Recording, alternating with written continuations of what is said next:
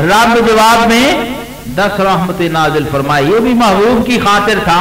پھر محبوب کی خاطر امت بھی چنی ہوئی عطا فرمائی.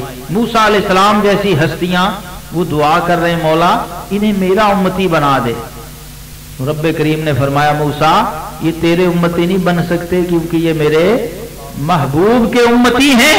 تو موسیٰ علیہ السلام نے عرض کی مولا اگر یہ میرے امتی نہیں بن سکتے تو مجھے ان میں سے بنا دے, مجھے ان میں پیدا فرما دے. ہم وہ امت ہیں کنتم خیر امت, جسے رب کریم نے فرمایا کہ تم بہترین امت ہو. کیوں؟ کیونکہ بہترین کی امت ہو. ورنہ اپنے گریبان میں جھانک کے دیکھیں تو حیا آتی ہے. نسبت سرور کونین پہ ہے فخر مگر اپنے اعمال کو دیکھوں تو حیا آتی. اپنے اعمال کو دیکھیں تو یقین نہیں آتا, لیکن محبوب کی کریمی کو دیکھیں جن کی شان کریمی یہ ہے کہ آتا ہے فقیروں پہ انہیں پیار کچھ ایسا خود بھیک دے اور خود کہے منگتے کا بھلا. جو خود خیرات بھی دیتا ہے سخی اور ساتھ دعا بھی دیتا ہے. ساری دنیا کے سخی منگتے سے دعا لیتے ہیں. سبحان اللہ. بڑے سے بڑا سخی کاسے میں 2 پیسے ڈال دیں نا بابے کے فقیر کے تو کہتا ہے بابا دعا تو دیتا جا. دل میں تمنا کرتا ہے میری آل اولاد میرے بال بچوں کو یہ فقیر دعائیں دے کے جائے کیونکہ میں نے اسے خیرات دی ہے. لیکن مدینے والا سخی ایسا ہے تو بھیک بھی خود دیتا ہے اور منگتے کو دعائیں بھی خود عطا فرماتا. ہم اس کریم کی امتی ہیں.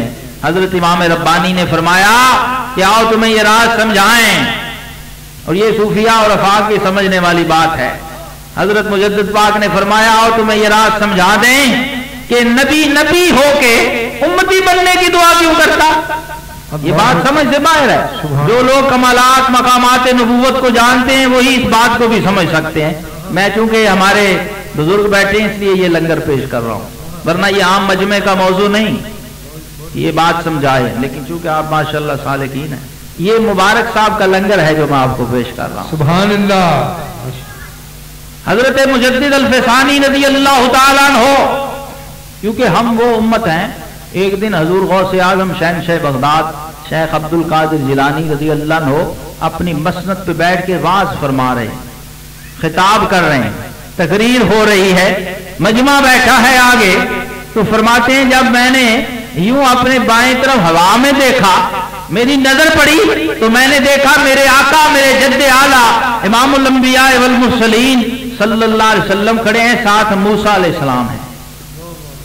اور حضور موسیٰ علیہ السلام سے پوچھ رہے ہیں افی امتی کا مثل ھذا, اے موسیٰ کیا آپ کی امت میں کوئی اس جیسا ہے. سبحان اللہ. ہاں یہ بھی حضور کا انداز ہے کہ آپ کو پتا ہے جس طرح رب نے مجھے چنا ہے میری امت بھی چنی ہے. سبحان اللہ. سبحان.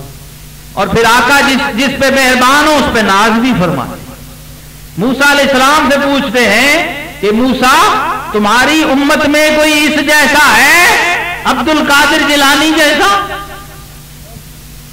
تو موسیٰ علیہ السلام نے کہا جی اس جیسا تو کوئی نہیں, یہ وہ امت ہے. حضرت امام غزالی رحمت اللہ علیہ جب پیدا ہوئے